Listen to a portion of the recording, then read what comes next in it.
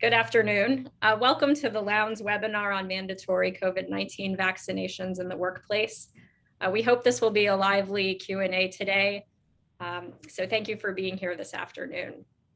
I'm Rachel Gabady. I'm the firm's chair of the employment law practice, and with me today are my colleagues, Maury Raiskin and Abood Shabib.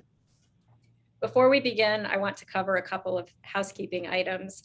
While you can see us, we cannot see you in this webinar format.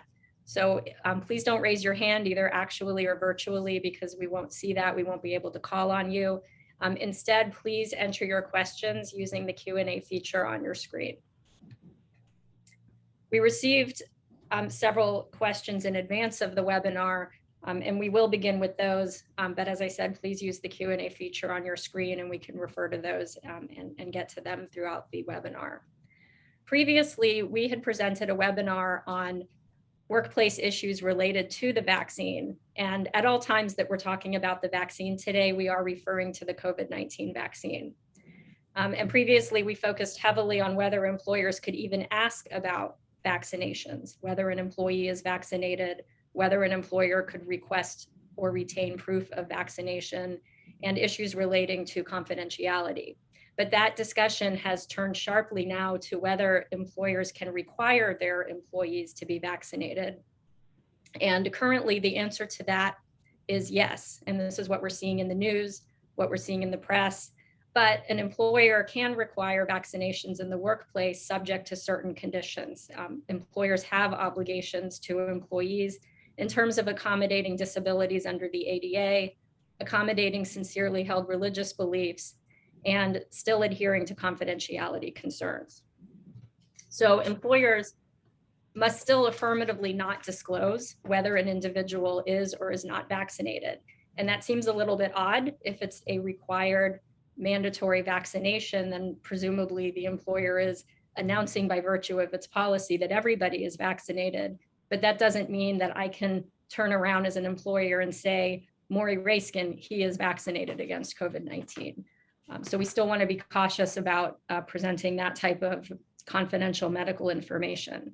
Employers that are keeping copies of vaccination cards need to keep that information in a confidential medical file. It does not go into the regular personnel file. And we also need to be careful as employers not to disclose whether an employee has received an accommodation relating to disability or religion to other employees.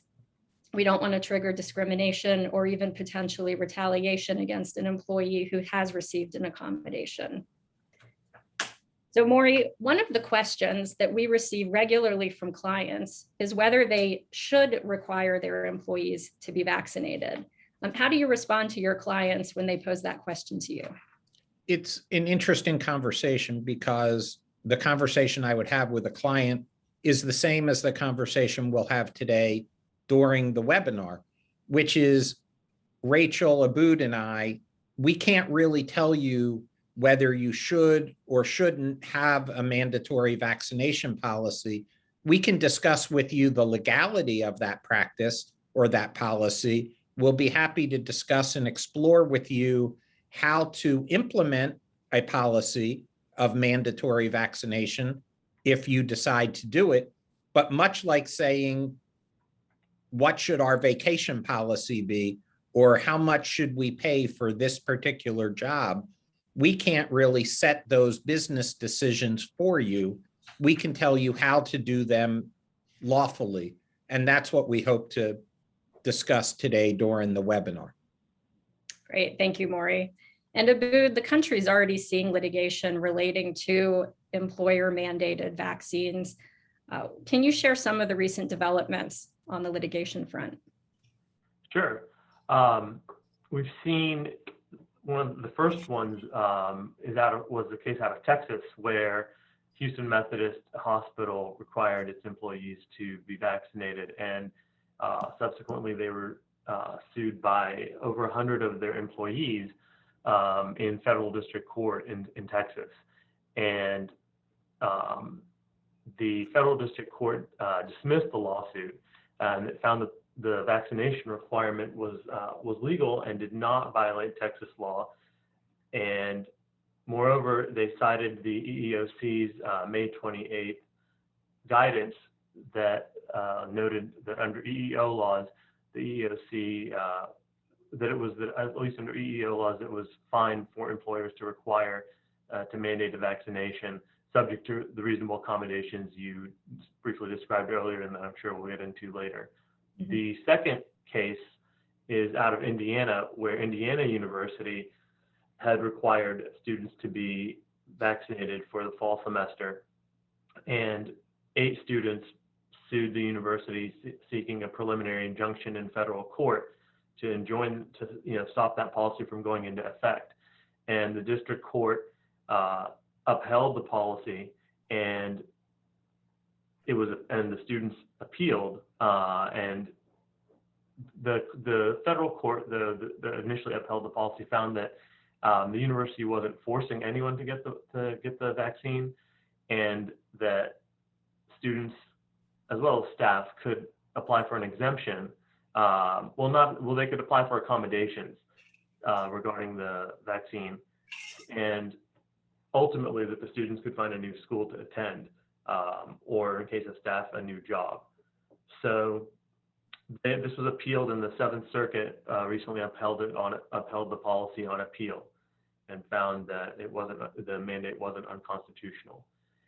Lastly, this is the most recent case, was just filed 3 days ago in the Eastern District of Virginia in federal court. There, a law professor at a public university, George Mason University,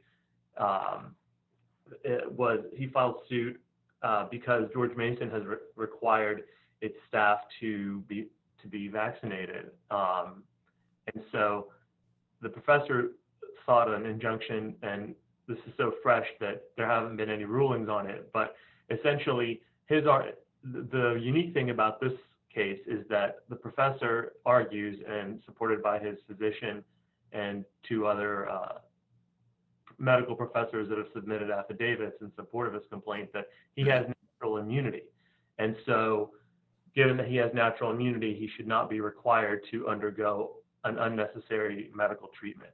And that's one of the distinguishing factors of this most recently filed lawsuit out of Virginia. So that'll be interesting for everyone to keep track of. Great, thank you. And a moment ago, you made the distinction between exemptions and accommodation. And that's important as we are all reading the news stories about different employers' policies and the court cases that are starting to come out about them. The term exemption from an employer's policy is a bit of a misnomer, because no employee is exempt from the policy. The question is whether the employer needs to provide a reasonable accommodation to an employee who, for reasons of disability or sincerely held religious beliefs, cannot be vaccinated. So the policy still applies to them, but there may be an accommodation so that they are exempt from having to get the vaccine as an accommodation, and then there's some other approach for maintaining safety in the workplace. But we'll get into some of those issues later. But I brought that up so that employers, as they are drafting mandatory vaccination policies, are careful in their use of the words exemption versus accommodation. So now I'll turn it over to your questions. We have several that have come in advance of the webinar, and we're already seeing several that are coming in now through the Q&A function. The first question, I have to admit, I chuckled. Why has the FDA not approved the COVID-19 vaccination yet? Maury, you want to take that one? Yeah, I don't have an answer to that question. I'm not at the FDA. I'm not a scientist. I'm not a doctor. I am but an employment lawyer. And I don't have any idea, but today we will focus on what the law is, as opposed to perhaps even what the medicine is or what the science is. We'll focus on what the law permits an employer to do or not do. Great, thank you, Maury. And the question too, we know that the FDA has approved emergency use of the vaccine. What we don't have the final approval from the FDA. And I think Abood, you had mentioned earlier that we're in phase 3 of the approval process for that. I'm not completely well versed in the FDA's scientific approval process, but the court out of Texas focused on the fact that the emergency use approval by the FDA did not support the plaintiff's claims that they should not be required to undergo vaccination for COVID-19. But I'm sure we will hear from the FDA as soon as they have issued final approval, which is expected. Right. Second question is, do you recommend making the COVID-19 vaccine mandatory for pregnant women? So I can take that one. Do one of you want to take that one? Doesn't matter. All right. So, all right, we know that pregnancy in and of itself is not considered a disability. But we also know from litigation in the past 5 years or so that the Supreme Court has held that pregnant women who require light duty or other accommodations need to be treated similarly to other employees who are given light duty or other accommodations. So this is an important distinction because and I've gotten this, and I know I'm not finishing that sentence. I've had a lot of clients say, well, we want to have a mandatory vaccination policy, and we talk about the need to accommodate those with disabilities or those with sincerely held religious beliefs. But then they say they have somebody on their team who would not require one of those accommodations, but just is so opposed to the vaccine, but this is a really critical person to the company's functions, and they're just not going to terminate that person who refuses to get the vaccine. So then it's not a mandatory policy, right? Because you're not requiring everyone to be vaccinated or to demonstrate the need for an accommodation. And if there is going to be a person who is given an accommodation where they do not need to have the vaccine and some other arrangement is in place for them, but the pregnant employee whose doctor has said they recommend against vaccination is still required to be vaccinated, and then they're terminated because they don't, I'd be willing to bet there's going to be liability there. At least you're going to draw the charge of discrimination and subsequent litigation. So we do caution employers to look carefully at the healthcare provider's notes that are provided in support of a pregnant employee who does not wish to be vaccinated against COVID-19 on their doctor's orders. So anything else, Maury or Abood, on the pregnancy topic? And even if the company is enforcing the policy is to everyone, they're not going to have that one-off exception, but there are accommodations for those who are disabled or have sincerely held religious beliefs. It may be a good idea to tread carefully with pregnant employees, even though they don't technically qualify as disabled, if they're providing that note from their healthcare provider. So there may be something else that the company's willing to do for what is a defined period of time that they would not be vaccinated. I was just going to also just add that with anything, anytime that you're seeking to give any accommodations and treating different employees or different classes of employees potentially differently, the overarching theme is always to be aware of what kind of disparate impact, what kind of impacts are you going to have, and could they lead you into trouble because you're impacting protected categories in different ways. Okay, so I think an example there would be if a company decided, rather than having a mandatory vaccination policy for the entire workforce, it will be limited to specific divisions or categories of employees. Perhaps those employees who have direct customer contact or direct patient contact, but not the back of the house administrative folks. Or maybe it's those employees who are working in a warehouse setting, but not those who are working back in the office and have their own offices where they can close their doors.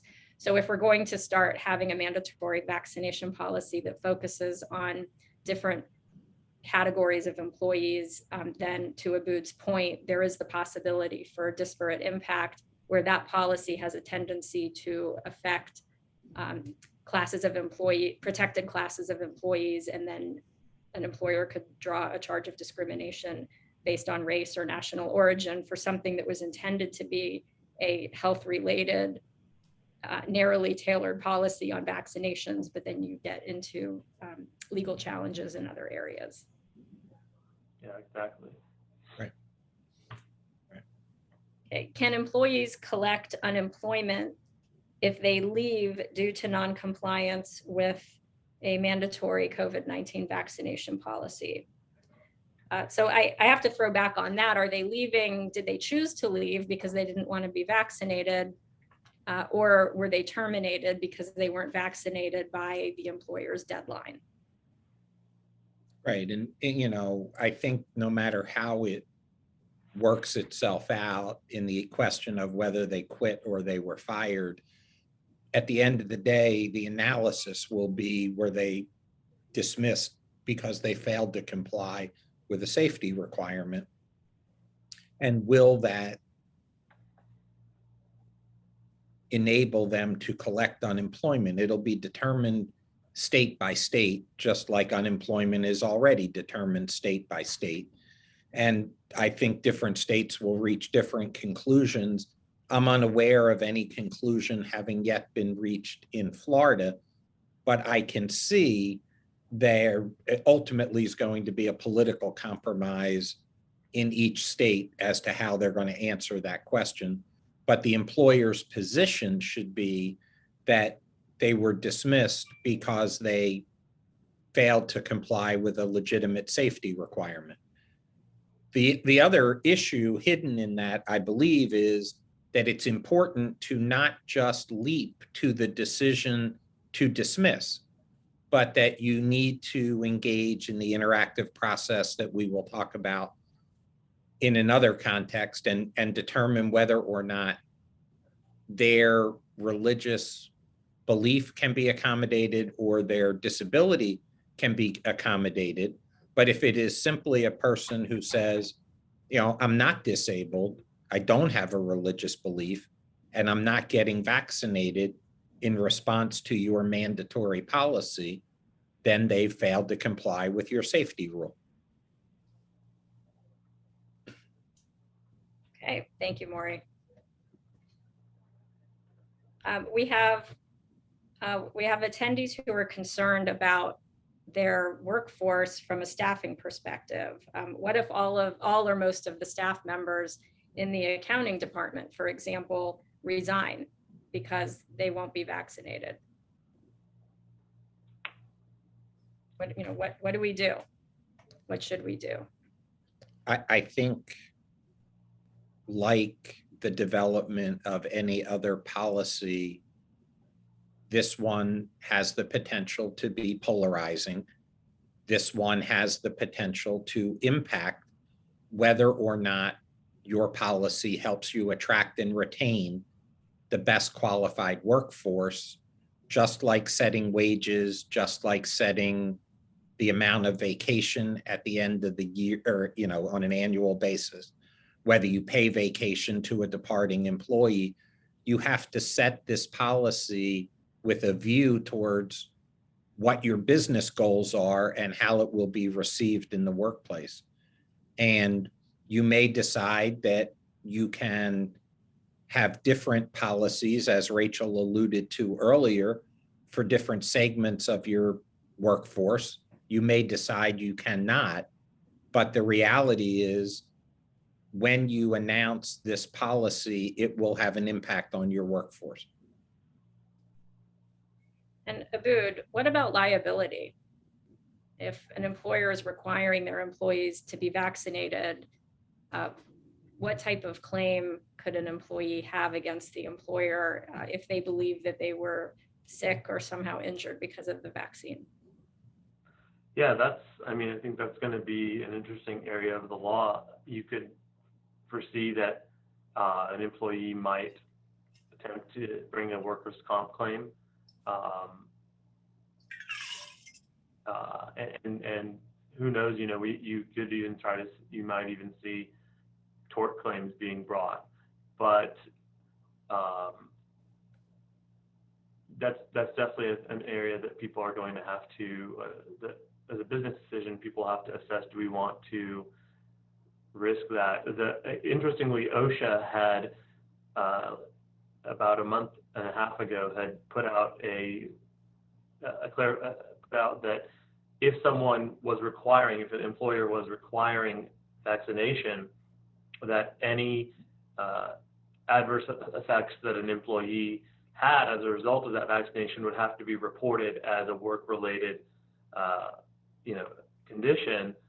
But they came out almost, less than a week after saying that and saying, well, in this case, we are not going to require the report. We're not going to enforce the reporting requirements with respect to the vaccinations if an employer mandates them.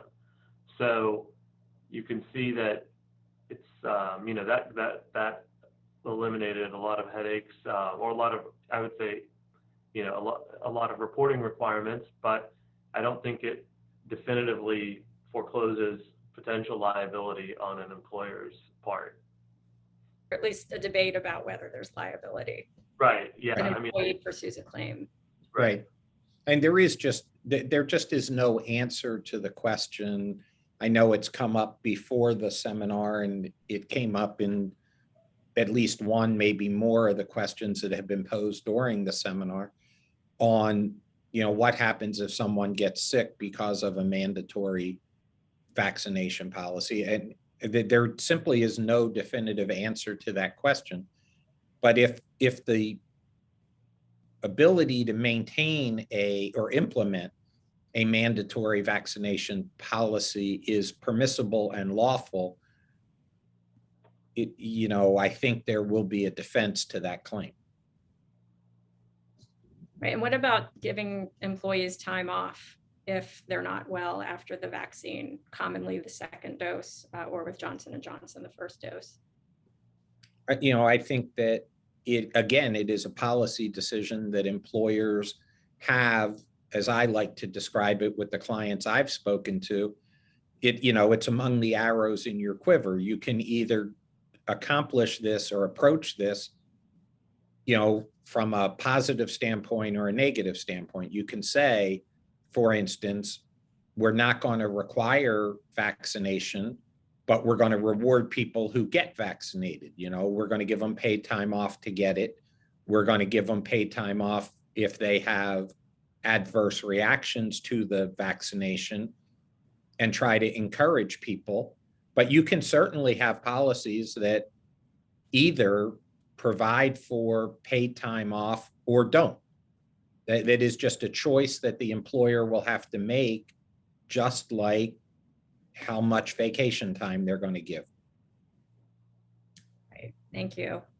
And let's talk for a few minutes about reasonable accommodations, and related to potential reasonable accommodations for an employee who cannot be vaccinated. We have a question about whether a private employer can require face masks in the workplace, given the debate in the state of Florida over whether face masks should or should not be required in certain settings.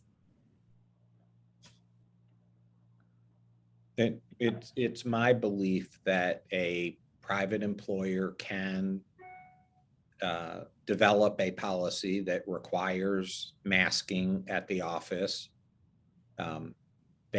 You could, for instance, have a policy that says vaccinated employees who choose to disclose that they're vaccinated don't have to wear a mask.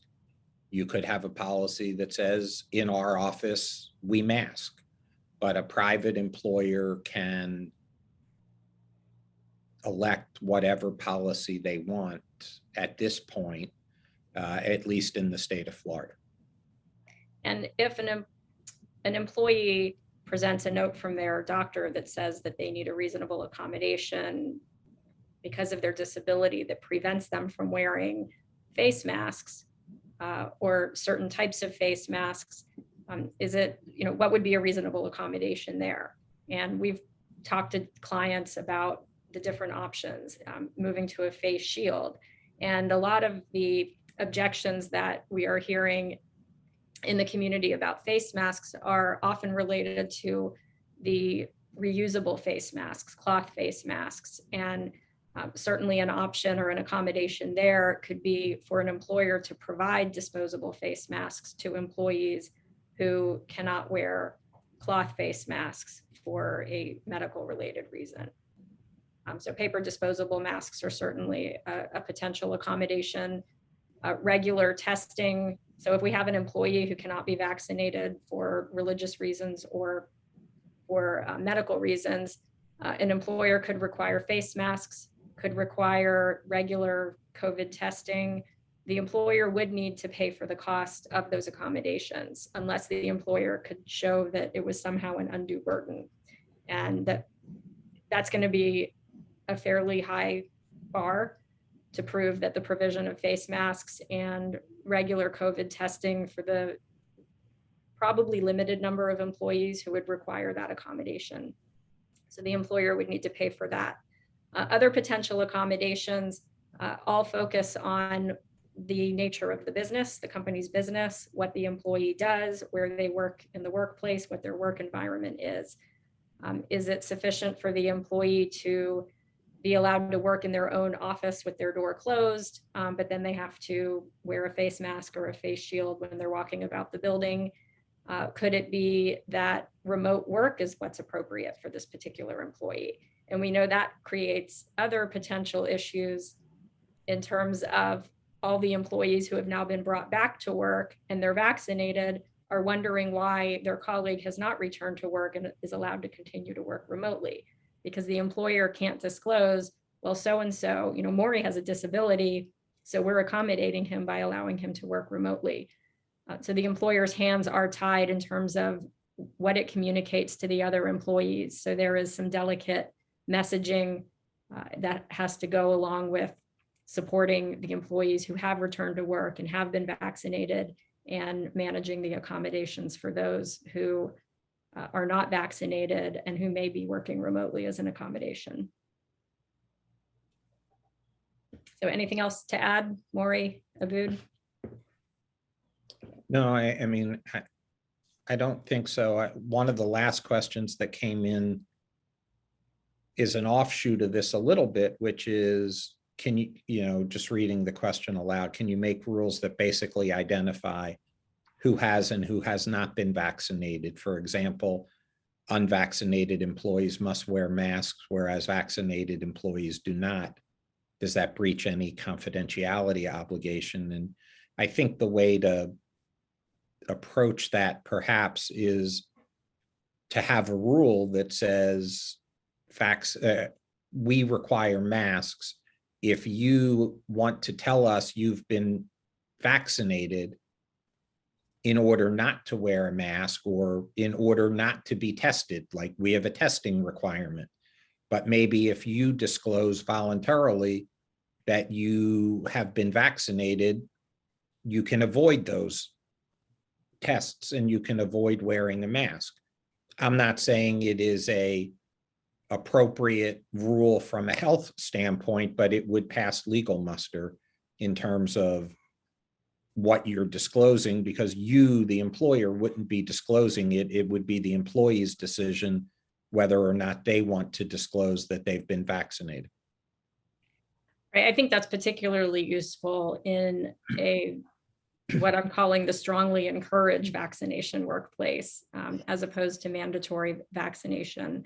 I think we could adopt that type of protocol with mandatory vaccination, where we're saying to those, if you want to disclose to everyone that you're vaccinated, even though we've already said that everyone has to be vaccinated, then you can do X, Y, and Z to avoid wearing a face mask or to avoid testing.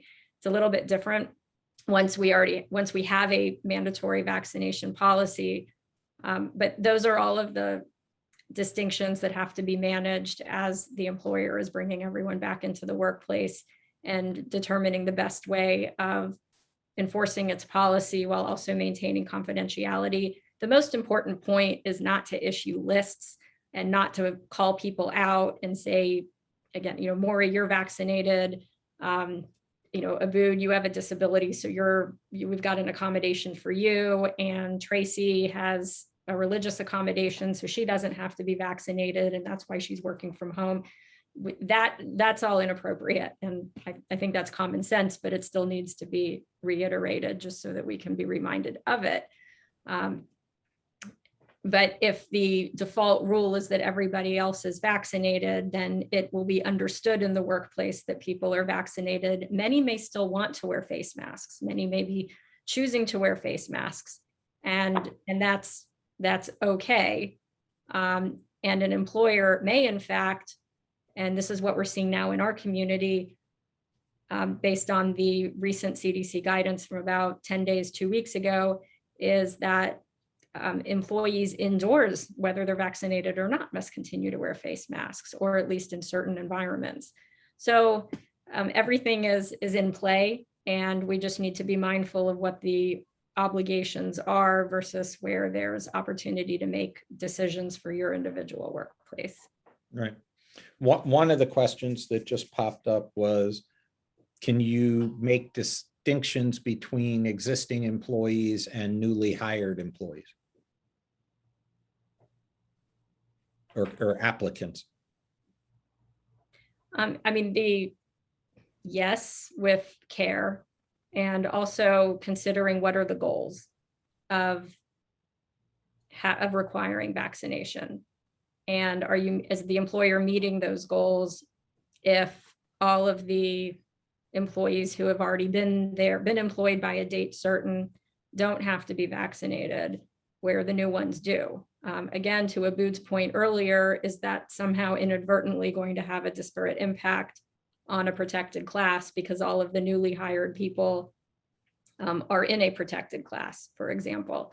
But it's also possible that Human Resources has knowledge of the percentage of current employees who are vaccinated and are comfortable with the percentage who are not vaccinated, and then all of the people who are new hires are required to be vaccinated. And I didn't say that very clearly, but the point is that if you're grandfathering in those who are not vaccinated and not making them do it, and then requiring everybody else who's new to be vaccinated, Human Resources might be comfortable with the percentage in the workplace that's vaccinated to move forward with that policy. But if it's going to be a situation where you're 50% vaccinated, which are all the current, or 50% unvaccinated, because no one who's currently working there is vaccinated, but you're making all the new people be vaccinated, what is that accomplishing?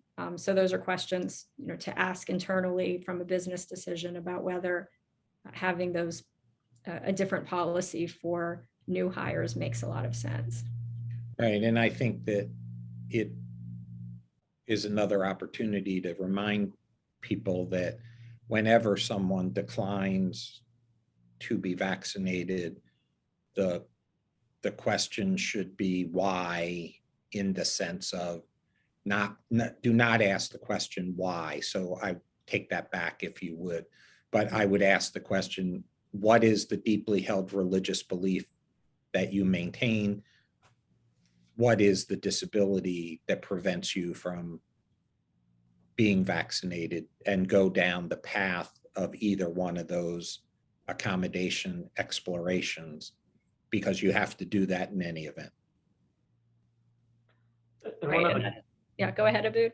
I was going to say, one of the questions that's popped up is, how do you validate an employee's religious belief? And another question that ties into that is, how do you define sincerely held religious belief? I think that it's delicate, and I think it is difficult, and I think it is imprecise. But I think just like with a medical disability type of accommodation, you start with perhaps either accepting the statement from the employee, much like if you were to accept the statement from an employee regarding their health or disability. If you're going to go get medical certification of a disability, you could certainly reach out to religious leadership and ask for an explanation of the person's deeply held belief and how it is tied to the religion. Yeah, it's a delicate, that might be one of the more delicate conversations to have because with a disability scenario, you can require documentation from the healthcare provider, and there are abilities to learn more about that. And if there's a concern, then the employer can pay for a different opinion about that to get the second opinion, and there's a process for it. Although in many cases, the initial healthcare provider's documentation will be deemed sufficient, unless you don't have enough information about the disability to determine what the appropriate accommodation might be, and then you can get more information. With the sincerely held religious belief, it is very delicate, because how do you probe what somebody believes in their heart? And then what are the distinctions between more formally those organized religions that are understood to have a certain dogma versus those that may be less so? And before the webinar today, the three of us were having a conversation about religions that have a body that makes ecclesiastical decisions and will issue an opinion about a particular issue, versus religions that don't have a single body or a single individual who would be issuing those types of opinions that are to govern the flock. And so it's a very sensitive discussion that employers would be having as they're learning what the employee's sincerely held religious belief is. And then Abood, you were also mentioning, and this was in the context of Indiana University's policy, which has their disability piece and the religious piece, but then they also had what they called an ethical exemption. And we were having a discussion about, well, what does that mean? And it could be that an ethical exemption is really another term for the religious exemption of someone who doesn't subscribe to any particular religion, but for similar reasons as someone that has a sincerely held religious belief, they oppose vaccination. Yeah, and I mean, the EEOC has, has a manual and has issued guidance in January that discusses these topics further. And one of the things that they make a point of is that a religious belief, it could be theistic, it could be non-theistic, and that it doesn't only include traditional organized religions, but, and I'm quoting here, religions that are new, religious beliefs that are new, uncommon, not part of a formal church or sect, only subscribed to by a small number of people, or that seem illogical or unreasonable to others. And then they go on to say that the person's religious beliefs don't have to be confined to the source of a content of traditional or concepts of religion. And then moving on, how do you gauge if a belief is sincerely held? The default, and there's case law from the Fifth Circuit Court of Appeal in 2012 that says normally that's something that's just presumed, and there are different factors that you can look at. But even if a person is not a very strict adherent, that doesn't necessarily mean that they have automatically an insincere belief.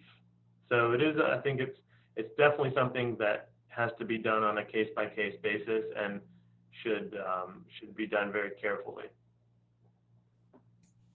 Thank you.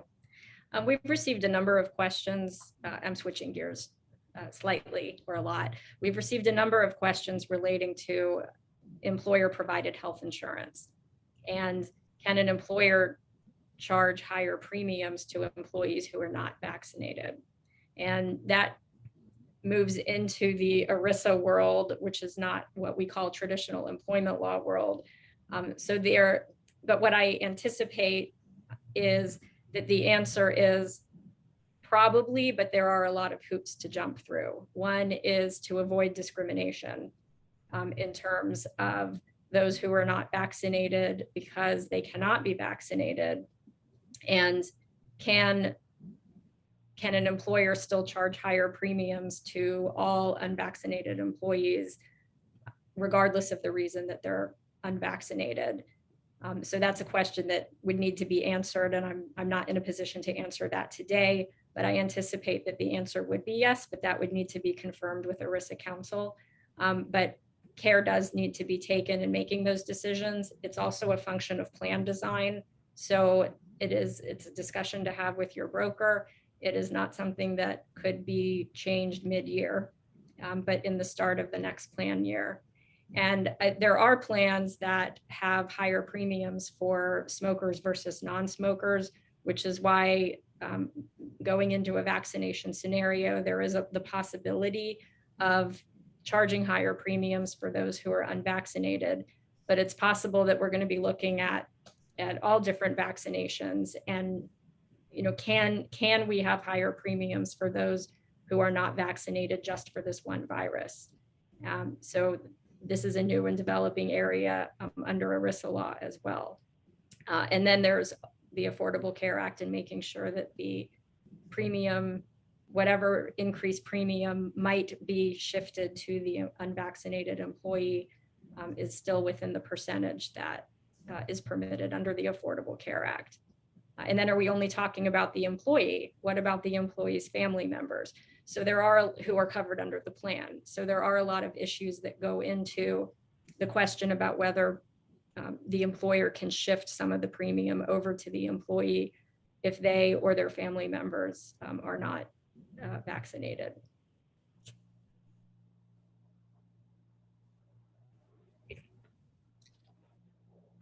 We have a question: am I allowed to require clients to be vaccinated in order for them to come into the office? Can I require proof such as a vaccination card?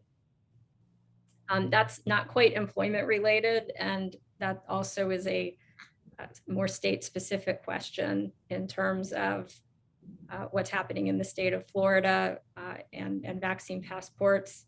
Abu, do you want to take that one? Sure. Can we require clients to be vaccinated or customers?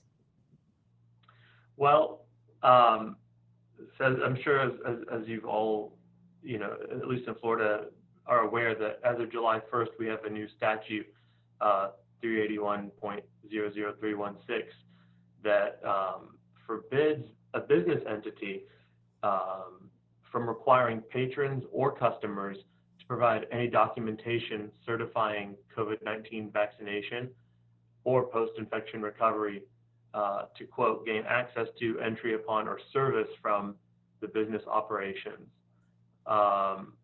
So whether, it seems that you could say we require people, that are patronizing us to be vaccinated, but there's really, you can't set up a mechanism to check that, right? Because you can't require patrons or customers to give you any documentation that certify COVID-19 vaccination. So saying that we require it, but not being able to verify it, I don't know if that's, it seems like it's a business decision, but that law came into effect July 1st and and there are, there are penalties that are associated with that for denials, or that I believe it's $5,000 for each infraction. So what do you guys, is it, does that make sense? Do you think it makes sense that you could say, yeah, we require people to be vaccinated, but then you clearly can't require verification of that? So then it's more of a request. Yeah. Requirement as a practical matter. Right. So a related issue is and whether, what about a client, let me rephrase this. What about an employer who deploys their workforce out to job sites and the client job site requires your employees to be vaccinated before they can show up.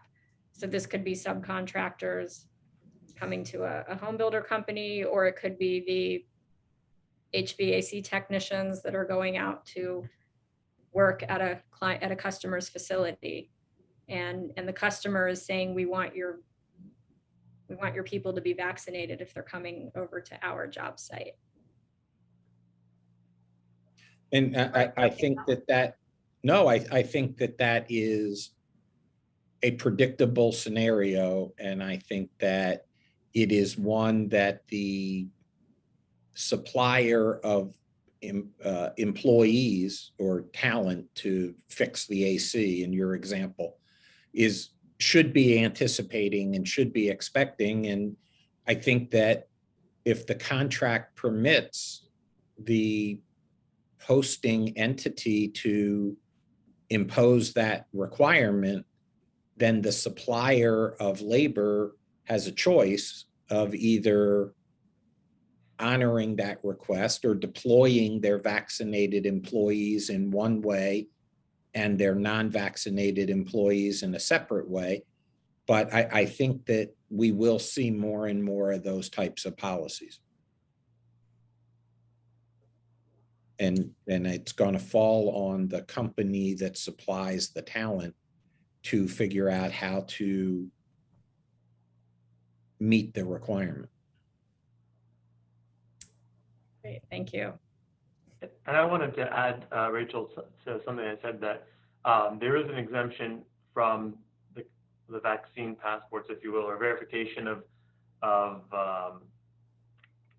vaccination status for the healthcare industry generally. In terms of patients coming in, or as we're moving a bit away from employment on that one. Yeah. So yeah, in terms of patrons or customers. Okay. So we also have a question about boosters, things that we don't know about. Does a mandatory vaccination policy apply to the requirement that vaccinated employees also go get their boosters, should that become part of the COVID-19 prevention protocol? And so the answer there is yes, it should, but what does the policy say? So as employers are drafting their mandatory vaccination policies, it's worthwhile to consider the possibility of boosters and build that into the policy. Or even if you don't include it now because it's unknown what exactly the status of booster shots will be, and you don't know what your deadline then would be for employees to get their boosters because this hasn't happened yet, then calendar the discussion. So as soon as we know that boosters are going to happen or are required or recommended, and when they're available, that you're ready to develop a protocol or a plan for your employees to get those boosters. What's the deadline? Are there incentives that you'll be providing to your employees to get the boosters if it's not a mandatory policy? Or are they're not really incentives, but more like thank yous, but something that you're giving to your employees to make it easier for them to comply with your requirement that they get the boosters? And the same goes true with the mandatory. Are you giving them paid time off to go get the booster? Are you giving them some type of nominal bonus when they go get their shots the first time around, or a booster? So all of those things need to be taken into consideration. But if the policy does not address booster shots at the front end, it will be something that you'll need to address later, because we cannot assume that employees understand that a requirement that they be vaccinated today with the one shot of the Johnson & Johnson or the 2 doses of Moderna and Pfizer translates into the requirement that they get the booster shot later. We want to be clear. Right. Right. Okay. I'm seeing a lot of questions on interviews and how to ask in an interview about people's vaccination status. What do you think, Maury? I think it depends on what your policy is and it depends what your goals are. But I think that once you decide what your policy is, and if you have a mandatory policy, then I would just communicate the policy. And instead of asking necessarily what the person's vaccination status is, like you have to be vaccinated to work here. And then, you just put it out there and they either will continue the process, they won't. And when they onboard, you'll determine how you're going to capture that information. But I'm not sure that I would encourage any client to get into a debate or discussion during an interview about it. Right, unless the applicant during the interview process raises the need for a disability. Well, right, you're going to have to have or a religious accommodation. Right, you're going to have that discussion once it's articulated. Absolutely. Right, and it may be possible to get the information that you need from the applicant during the interview process so that you can make a determination, which I would recommend you not answer immediately, but take it under consideration, and then you'll be in touch with them either to provide the answer, and it depends on where they are in the interview process. But someone might say during the interview process that they have a medical reason that they can't get the vaccination, but they don't have their doctor's note with them. And so that may be something that you would need to get from them. But Maury Aboud, is that something that the employer should request only after they make an offer of employment, because there could be 800 other reasons why that particular applicant was not the best applicant. So what are your thoughts on the process of determining accommodations for religion or disability? If you're interviewing 8 people for the position and this is only one of them, and you might not want to hire them for other reasons. Right. Well, consistent with my belief of not crossing bridges until you have to, I think you make conditional offers of employment and get there incrementally. So we have a question on giving employees time off if the accommodation to an employee is weekly testing. The time off, you can. An employer always can choose to give the employee time off to go get the weekly testing. That is an accommodation in lieu of vaccination. However, testing is available outside of an employee's normal work hours. So potentially they could go get their testing outside of work hours, but then is it work time? Do they need to be paid for it if it's a requirement of employment that they be tested? So those are also that's also part of the discussion. Is it unpaid time off? Is it paid time off? And in other accommodation scenarios, if an employee needs time off to go get medical treatment for their disability, that is unpaid time off unless they have sick time or vacation time or other PTO available to them to use it. Right, and at the 30,000 foot level, I think the nomenclature is it's business as usual. It's how do you approach any other request for time off for a similar purpose. And if you are requiring people to take, or you're enabling people to take time off for a health-related condition, are you paying them or are you depleting their sick and vacation time? And your approach to this should be consistent with that.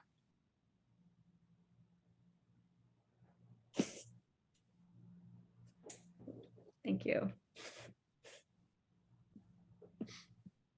Okay. Got a lot of good questions so far, so thank you for all of them. Okay. Okay, can your supervisor tell your HR department and other management that you have not been vaccinated? So this type of medical information it's a need to know basis.